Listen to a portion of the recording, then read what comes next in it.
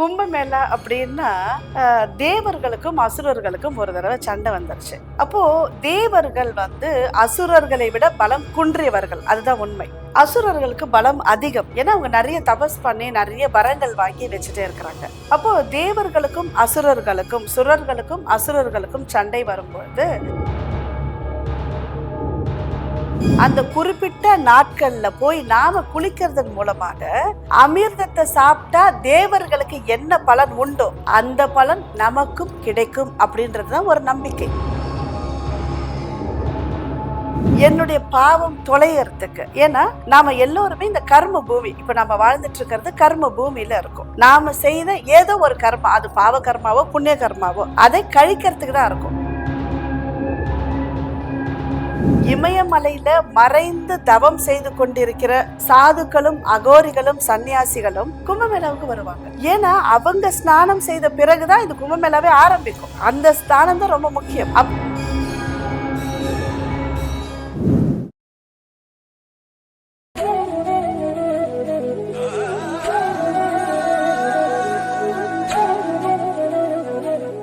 அனைவருக்கும் வணக்கம். இன்னைக்கு நம்ம கூட பாரம்பரிய பொக்கிஷம் மலர் மஞ்சுளா மேம் நம்ம கூட இணைந்திருக்கிறாங்க. அவங்க கிட்ட நிறைய கேள்விகள் கேட்கறதுக்காக நாங்க வெயிட் பண்ணிட்டு இருக்கோம். சோ அவங்களை வெல்கம் பண்ணிடலாம். வணக்கம் மேம். இனிய வணக்கம். எப்படி இருக்கீங்க? ரொம்ப நல்லா இருக்கேன். நல்லா இருக்கீங்களா மேம்? இன்னைக்கு நான் ரொம்ப ட்ரெண்டா இருக்கிற ஒரு டாபிக் பத்தி தான் உங்ககிட்ட பேச போறேன் மேம். இப்ப ரீசெண்டா ஒரு பொண்ணு பாத்தீங்கன்னா இன்ஸ்டாகிராம் அப்புறம் யூடியூப் அப்புறம் நியூஸ் சேனல்ல அந்த பொண்ணு ட்ரெண்ட் ஆச்சு, மோனலிசான்னு சொல்லிட்டு. கும்பமேளால நடந்த நிகழ்ச்சி அந்த பொண்ணு போய் கலந்துக்கிட்டு பெரிய அளவுல ஃபேமஸ் ஆயிட்டாங்க. சோ கும்பமேளா எல்லாருமே போறாங்க இல்லையா? இப்ப யங்ஸ்டர்ஸ் நிறைய பேர் போயிடுறாங்க. அந்த பொண்ணை பாக்குறதுக்கு போனாங்களா இல்ல கும்பமேளாவுக்கு போனாங்களான்னு தெரியல. சோ அத பத்தின ஒரு ஹிஸ்டரி சொல்லுங்க மேம். மோனாலிசா ட்ரெண்ட் ஆனதுனாலதான் இந்த கேள்வி வந்துருச்சு. இல்ல மேம், இப்ப எப்பவுமே நம்ம கும்பமேளாங்கிறது நம்மளுடைய அந்த சாமி பத்தியோ இல்ல ஹிஸ்டாரிக்கல் வச்சுதான் அடையாளப்படுத்தி தான் அதை பேசுவோம். இப்ப இந்த பொண்ணு ட்ரெண்ட்ல இருக்கிறதுனால இந்த பொண்ணை அடையாளப்படுத்தி கும்பமேளா பத்தி பேசுறோம். ஏதோ ஒண்ணு அட்லீஸ்ட் கும்பமேளாவை பத்தி பேசுறோமே. கும்பமேளா அப்படின்னா தேவர்களுக்கும் அசுரர்களுக்கும் ஒரு தடவை சண்டை வந்துருச்சு. அப்போ தேவர்கள் அசுரர்களை விட பலம் குன்றியவர்கள், அதுதான் உண்மை. அசுரர்களுக்கு பலம் அதிகம், ஏன்னா அவங்க நிறைய தபஸ் பண்ணி நிறைய வரங்கள் வாங்கி வச்சுட்டே இருக்கிறாங்க. அப்போ தேவர்களுக்கும் அசுரர்களுக்கும் சுரர்களுக்கும் அசுரர்களுக்கும் சண்டை வரும்பொழுது அப்போ அமிர்தத்தை உண்டால் நமக்கு மரணம் இல்லை அப்படின்னு தேவர்களுக்கு தெரிய வரும். அப்ப அந்த அமிர்தம் எங்க வரும்னா பார்க்கடலை கடைஞ்சாதான் அமிர்தம் வரும். அப்ப பார்க்கடலை கடையணும், அதற்கு அசுரர்களுடைய உதவி வேணும். அப்போ அசுரர்களும் தேவர்களும் சேர்ந்துதான் பார்க்கடல்ல கடையிறாங்க. நம்ம படிச்சிருப்போம் இல்லையா, வாசிகையை மத்தா வச்சு கயிறா வச்செல்லாம் பண்ணாங்க இல்ல, மலையை மத்தா வச்சாங்க, வாசிகையை கயிறா வச்சு பார்க்கடலை கடைந்தார்கள். அப்போ நிறைய பொருட்கள் பார்க்கடல்ல இருந்து வருது. அப்போ அமிர்தமும் வருது. அமிர்தம் ஒரு கலசத்துல வருது, ஒரு கும்பத்துல அமிர்தம் வருது. அந்த அமிர்தம் வரும் பொழுது தேவர்களுக்கு மட்டும்தான் இந்த அமிர்தம் எடுத்துக்கணும் அப்படின்னு சொல்லி நினைப்பாங்க. அப்போ அசுரர்கள் அவங்களும் கேட்பாங்க, ஏன்னா அவர்களுக்கும் பாதி பங்கு இருக்குது இல்லையா, அவர்களும் பார்க்கடலை கடைஞ்சாங்க அப்படின்றதுனால. அப்ப இதுக்கு நம்மளுடைய கதையெல்லாம் சொல்ல மோகினி அவதாரம் சொல்லுவாங்க. அப்போ அவங்க அந்த அமிர்த கலசை எடுத்துட்டு போகும் பொழுது அதுல இருந்து விழுந்த சில துளிகள் இந்த பூமியில ஒரு 4 இடத்துல விழுந்துருச்சு. 4 இடத்துல விழுந்துச்சு இந்த அமிர்த துளிகள் அப்படின்னு சொல்லுவாங்க. அந்த 4 இடம் நாசிக், மகாராஷ்டிரா நாசிக், உஜ்ஜைன்ல, ஹரித்வார்ல, பிரயாக்ராஜ்ல, இந்த 4 இடத்துல விழுந்துச்சு. இப்ப இந்த 4 இடங்கள்ல அமிர்த துளிகள் விழுந்ததால அந்த குறிப்பிட்ட நாட்கள்ல போய் நாம குளிக்கிறதன் மூலமாக அமிர்தத்தை சாப்பிட்டா தேவர்களுக்கு என்ன பலன் உண்டோ அந்த பலன் நமக்கும் கிடைக்கும் அப்படின்றதுதான் ஒரு நம்பிக்கை. அப்ப அமிர்தத்தை சாப்பிட்டா என்ன பலன் கிடைக்கும் அப்படின்னா மரணம் இல்லாத வாழ்வு.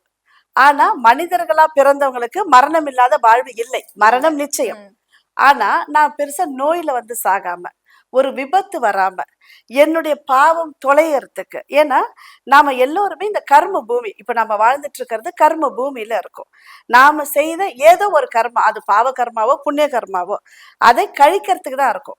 அப்போ என்னுடைய பாவ கர்மா அதிகமா இருக்கிறதுனால அந்த பாவ கர்மா இந்த நேரத்தில் இந்த கும்பமேளாவில் நான் குளிப்பதன் மூலமாக, நீராடுவதன் மூலமாக என்னுடைய பாவம் குறையும்.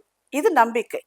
அதனாலதான் பாருங்களேன், இமயமலையில மறைந்து தவம் செய்து கொண்டிருக்கிற சாதுக்களும் அகோரிகளும் சன்னியாசிகளும் கும்பமேளாவுக்கு வருவாங்க. ஏன்னா அவங்க ஸ்நானம் செய்த பிறகுதான் இந்த கும்பமேளாவே ஆரம்பிக்கும். அந்த ஸ்நானம் தான் ரொம்ப முக்கியம். அப்போ அவர்களுக்கு தெரியும் இது ஏன் இப்போ இந்த அளவுக்கு ட்ரெண்ட் ஆகுதுன்னா, ஒண்ணு நம்ம எல்லாருக்கையிலும் மொபைல் போன் இருக்கு. ஒண்ணு, இதுக்கு முன்னாலே இது நடந்திருந்துச்சு. அப்போ சாதுக்கள் மட்டும் வந்து ஸ்நானம் பண்ணிட்டு போயிருந்தாங்க. இப்போ அவர்களுடைய பாக்கியமும் பலமும் நமக்கும் கிடைக்கணும் அப்படின்றதுனால பொதுமக்களாகிய நாம போறோம்.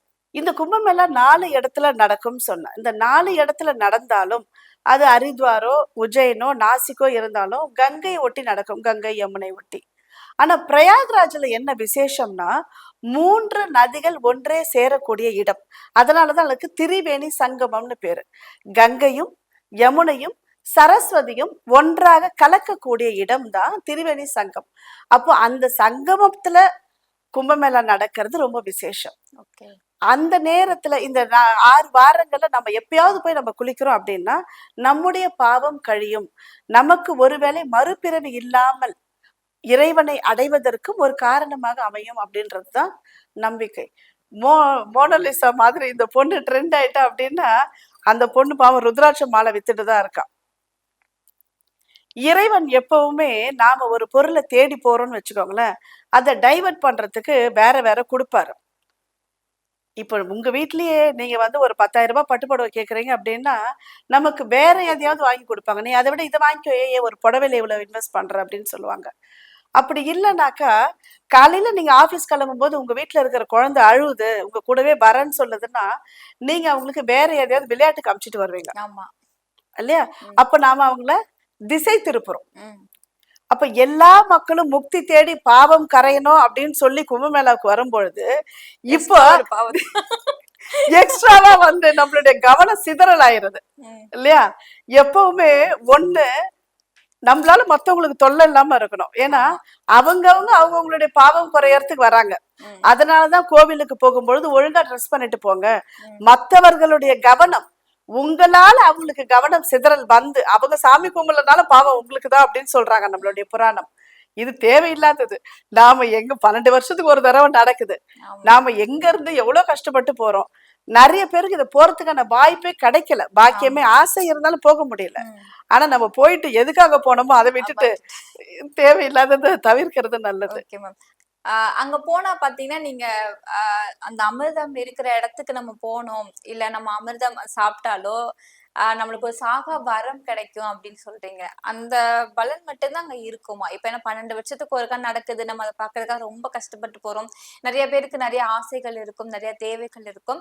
சோ எல்லாமே கிடைக்குமா? இல்ல சாகா வரம் தான் கிடைக்கும், நீங்க பாவம் செஞ்சீங்கன்னா அந்த பாவத்துல இருந்து நிவர்த்தி ஆவீங்க, அந்த மாதிரியா? நம்ம வீட்டுல சரியா வேலை கிடைக்கல, வீடு கிடைக்கலன்னா என்ன பாவம் செஞ்சோனோ தெரியல இந்த மேனேஜர் கிட்ட வந்து மாட்டிக்கிட்டோம். எந்த பாவம் செஞ்சனே தெரியல எனக்கு இப்படி ஒரு பொண்டாட்டி கிடைச்சிருக்கா இல்லையா? நான் என்ன பாவம் செஞ்சனே தெரியல எனக்கு பிள்ளைங்க எப்படி இருக்கிறாங்க. அப்போ நாம படுற கஷ்டத்துக்கு எல்லாமே நம்ம காரணம் என்ன சொல்றோம்னா, நான் ஏதோ ஜென்மத்துல பாவம் பண்ணியிருக்கேன், அதனாலதான் எனக்கு கஷ்டம் நடக்குது. அப்போ நான் பாவம் பண்ணிடலனாக்கா எனக்கு நிச்சயமா நல்லதுதானே நடக்கும். அது ஒரு காரணம். இன்னொன்னு, தவம் செய்யறவங்க இந்த நேரத்துல வந்து இங்கேயே ஸ்நானம் பண்றாங்க அப்படின்னா அது வெறும் வரம் வாங்கறதுக்காக மட்டும் இல்லை இல்லையா? அவங்க பாவம் குறைவதற்காக மட்டும் இல்லை. அப்போ அந்த நேரத்துல 33 முக்கோடி தேவர்களும் அந்த இடத்துலதான் இருக்கிறாங்க. இப்ப திரிவேணி சங்கமம்னா அந்த நதியில இருப்பாங்க. அப்போ தேவர்கள் அங்க இருக்கும் பொழுது எனக்கு என்ன தேவைன்னு என்னுடைய ஆன்மாவுக்கு சரியா தெரியாம இருக்கலாம், ஆனா இறைவனுக்கு தெரியும். அப்ப என்னுடைய எல்லா விதமான விருப்பங்களையும் நிறைவேற்றக்கூடிய தேவர்கள் வாழக்கூடிய நேரத்துல நாம் அங்க போய் அவங்கள வணங்குவது நமக்கு தேவையான அனைத்தையும் அள்ளித்தரும்.